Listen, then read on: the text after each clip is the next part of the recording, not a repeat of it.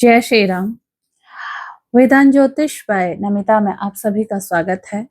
और आज मैं जो चर्चा लेकर आ रही हूँ वो लेकर आ रही हूँ कि जन्म कुंडली में ऐसा कौन सा घर है जो हमें इस दुनिया के प्रति, लोगों के प्रति हमारा आकर्षण बढ़ाता है, यानी कि हमें आकर्षित करता है दूसरे लोगों के प्रति। वो कौन सा ऐसा हाउस है जो हमारे भोगों को बढ़ाता है। आज मैं इन सभी हाउस पर चर्चा करूंगी। और जब हमारे किसी अन्य घर के स्वामी इनमें आकर बैठते हैं तो हमें क्या रिजल्ट देते हैं, आज मैं मुख्यतः ऐसे 3 घरों के बारे में आपसे बात करूंगी। तो चलिए चलते हैं आज की बातचीत में। लेकिन अगर अभी तक आपने ये चैनल सब्सक्राइब नहीं किया है तो आप चैनल को सब्सक्राइब कीजिए। ये जानकारी अगर आपको अच्छी लगी तो आप इसे शेयर कीजिए ताकि और लोग भी इस ज्योतिष से संबंधित जानकारी का लाभ उठा सकें। तो शुरू करते हैं हम आज का विषय, आकर्षण। क्या है आकर्षण? किसी दूसरे के प्रति आकर्षित हो जाना। कई बार आकर्षण इस स्तर तक बढ़ जाता है कि व्यक्ति हर समय उसके ख्यालों में खोए रहते हैं, उसको याद करते हैं किस हाउस से होता है ये, आखिर इसके लिए जिम्मेदार कौन सा हाउस है। आकर्षण का बढ़ना जो है ये भोग का कारक है और ये देता है हमारा 3rd हाउस। अब 3rd हाउस जो है ना वो 9th हाउस के सामने है और जिसके प्रति हमारा आकर्षण होता है वो हमारा भाग्य का व्यक्ति बन जाता है, यानी कि हमारे भाग्य का निर्माता बन जाता है, हमारे भाग्य का निर्माण करता है। अब आप कहेंगे कि कोई दूसरा व्यक्ति हमारे भाग्य का निर्माण कैसे कर सकता है? क्यों? क्योंकि जो 3rd हाउस है ना वो वहां से भोग शुरू होता है। 1st हाउस हम स्वयं होते हैं, 2nd हाउस हमारा धन होता है, 3rd हाउस मिथुन राशि काल पुरुष की कुंडली में यहीं से काम को लिया गया है। काम यहाँ से शुरू होता है और यहीं से अगर हम देखें 3rd हाउस ही आकर्षण का कारक है। यहाँ से हम आकर्षित होते हैं दूसरे के प्रति, अट्रैक्ट होते हैं। अब अट्रैक्ट करता कौन है? 4था भाव। और आज मैं 4थे भाव की ही बात करने वाली हूँ। क्यों करता है 4था भाव? क्योंकि 4था भाव हमारा मन होता है और मन जिस पर रम जाए वही आकर्षण हो जाता है। इसीलिए कहा गया है कि अगर मन में नाम जप चले, हरि नाम चले तो हमारा आकर्षण जो होता है वो ईश्वर के प्रति हो जाता है। अगर किसी व्यक्ति के प्रति अगर आपका 4th हाउस, 3rd हाउस बहुत मजबूत है तो आपके मन में अगर किसी के प्रति आकर्षण होता है तो वो व्यक्ति चाहे मेल हो चाहे फीमेल हो, उसके कहते हैं ना श्वासों में जपना उस नाम को, और इसी का अगर ध्यान ईश्वर के प्रति चला जाए, ये ईश्वर के प्रति आकर्षण कर ले, ईश्वर की तरफ को मुड़ जाए, तो यकीन करो ऐसे व्यक्ति, इनमें इतनी पावर होती है कि ये ईश्वर को जागृत कर देते हैं, उस परमात्मा को जागृत कर देते हैं और परमात्मा से ये जो चाहे वो काम करवा लेते हैं। परमात्मा तक, यानी कि ईश्वर ये नाम रूप में हम जिसको जपते हैं वो भी इनके गुलाम हो जाते हैं। कैसे गुलाम हो जाते हैं? इनके प्रेम, भक्ति, नाम जप, इनके आकर्षण शक्ति इतनी तेज होती है, ये उस आकर्षण शक्ति से उस ईश्वर को तक गुलाम बना देते हैं। इतनी ताकत है 3rd हाउस में और 4th हाउस में। अब आकर्षण में जो मैं बात कर रही थी डेस्टिनी की बात इसलिए कर रही थी, 3rd हाउस के ठीक सामने जो है ना वो 9th हाउस आता है और 9th हाउस जो आता है वो हमारा भाग्य, हमारे पूर्वज, हमारे इष्ट, पितृ कृपा सब वहीं से होती है। अब अगर मैं एक गलत व्यक्ति के प्रति आकर्षित रहूंगी तो मेरा क्या हो जाएगा? भाग्य खत्म हो जाएगा। उसी के जैसा हम करने लग जाते हैं। और अगर व्यक्ति सही होगा तो हमारे भाग्य अच्छा हो जाता है। कैसे हो जाता है? क्योंकि वो व्यक्ति आपकी ताकत बनता है और आपकी हर अच्छी और बुरी लड़ाई में वो आपका साथ देता है। इसीलिए विवाह करते समय थर्ड हाउस को जरूर चेक किया जाता है, क्योंकि जिसके साथ शादी होती है, विवाह होता है, जब हम उसके साथ जाते हैं, अगर वो व्यक्ति गलत हुआ तो सामने वाला व्यक्ति भी उसका जैसा होने में देर नहीं करता है। जिसके ग्रह भारी होते हैं उसके जैसे हो जाते हैं। इसलिए अपने थर्ड हाउस पर बैठे ग्रहों को चेक कीजिए।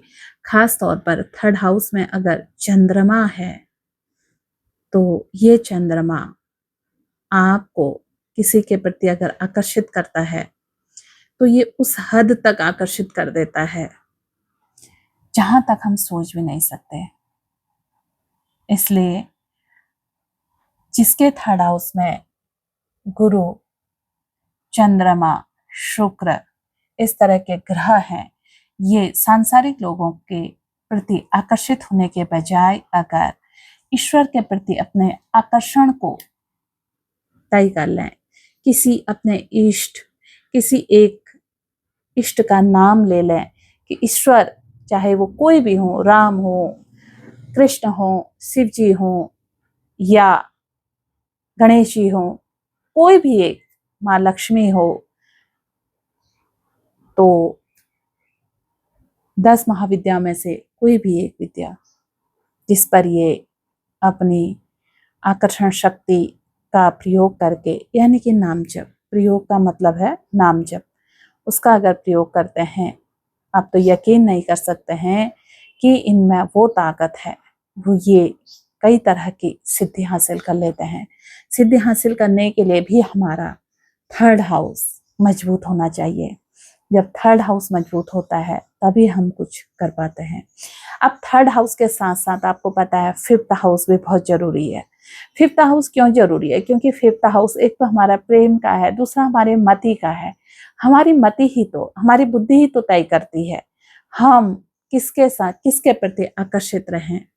हम क्या काम वासना के प्रति आकर्षित होते हैं, क्या हम विलासिता के प्रति आकर्षित होते हैं, क्या हम अपने समाज में काम करने के लिए आकर्षित होते हैं। इस प्रकृति के प्रति हमारा आकर्षण होता है, किसके प्रति हमारा आकर्षण होता है। ठीक इसके सामने जो 11th हाउस होता है वो ये तय करता है। इसलिए अगर आपकी जन्म कुंडली में थर्ड हाउस मजबूत है तो आप जिसके प्रति भी आकर्षित होते हैं वो आपके भाग्य को तय कर देता है। अपने थर्ड हाउस में अपने ग्रह को अवश्य चेक कीजिए। फोर्थ हाउस हमारा मन है, ये हमारी मन स्थिति को बता देता है। फोर्थ हाउस के ठीक सामने हमारा कर्म है और फोर्थ हाउस ही वो हाउस है जो हमें डिप्रेशन में लाता है। कई बार आकर्षण इस हद तक पहुंच जाता है कि व्यक्ति, आपने सुना होगा, प्रेम में डिप्रेशन में चला गया, एक तरफा प्रेम में डिप्रेशन में चले गए। ये क्यों होता है? जब हम इन सांसारिक भोगों के पीछे भागते हैं, कहीं हम ऐसे कामिच्छा का मतलब कर्म भी सामने है, हम अपने कर्म में सफल नहीं हो पाते हैं तो भी डिप्रेशन में चले जाते हैं। वो डालता कौन है? Fourth house. फोर्थ हाउस में अगर 6th, 8th, 12th ये कोई भी ग्रह आकर बैठ जाते हैं तो ऐसे व्यक्ति भी डिप्रेशन में जाते हैं अगर ये अध्यात्म से नहीं जुड़े हैं। तो अपने फोर्थ हाउस को अवश्य चेक कीजिए, क्योंकि फोर्थ हाउस के ठीक सामने हमारा 10th हाउस है। अब कई लोग फोर्थ हाउस में जब 8th हाउस का ग्रह जाता है, ऐसे में क्योंकि 8th हाउस ना रहस्यमय है, ये एक फोर्थ हाउस का लॉर्ड जब 8th हाउस का लॉर्ड जब फोर्थ में जाता है तो ये कई तरह की ठग विद्या से लोगों को ठगते हैं। इनको ये नहीं पता कि फोर्थ के सामने 10th है। कर्म में तो ये सफल होते हैं लेकिन इनकी आने वाली नस्लें बर्बाद हो जाती हैं। ठगना मतलब दूसरों को धोखा देकर लूटना। एक होता है अपने कर्म से आगे बढ़ना, एक होता है दूसरों को धोखा देकर आगे बढ़ना।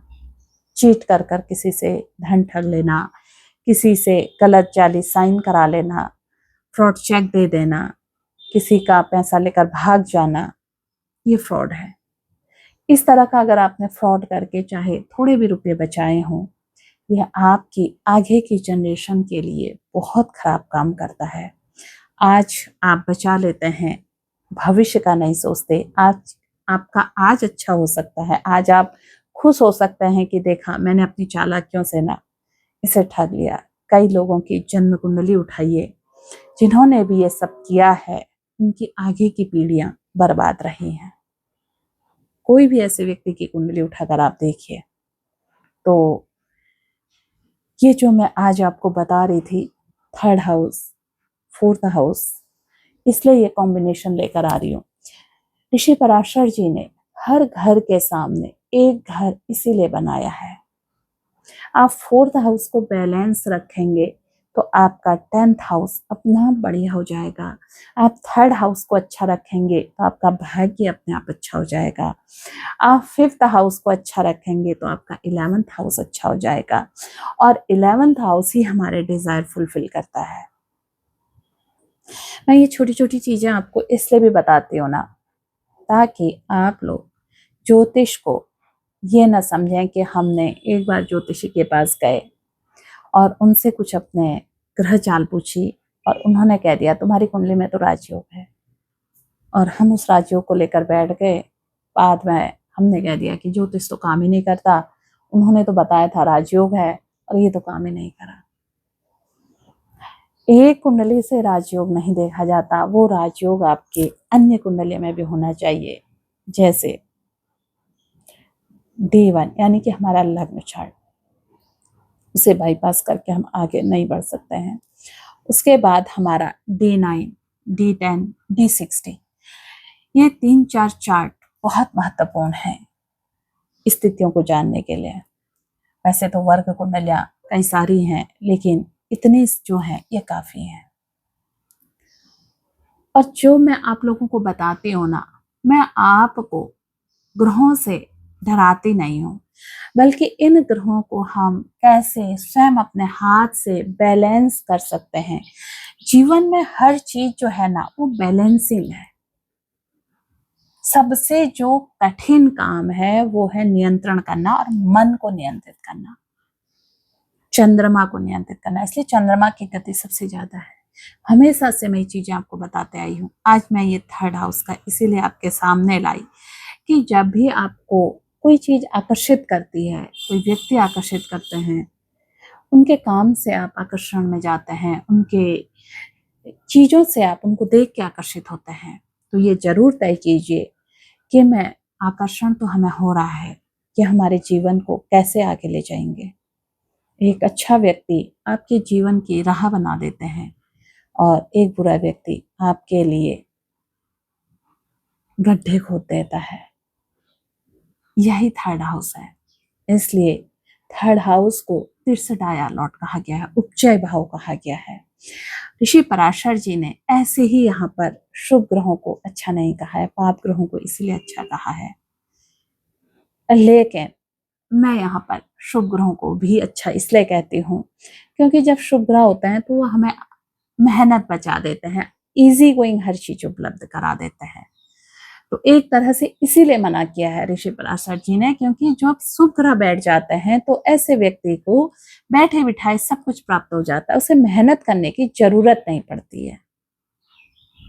लेकिन यहाँ पर पाप ग्रह है तो ये आपको संघर्षशील बनाता है, आपके व्यक्तित्व को निखारता है और आपको एक अद्भुत व्यक्तित्व का धनी व्यक्ति बनाता है।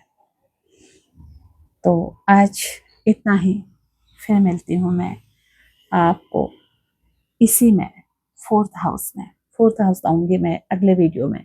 फोर्थ हाउस में अगर हमारे 6, 8, 12 इनके स्वामी बैठ जाते हैं तो ये जीवन में क्या करते हैं। जय श्री राम, नमस्कार, धन्यवाद।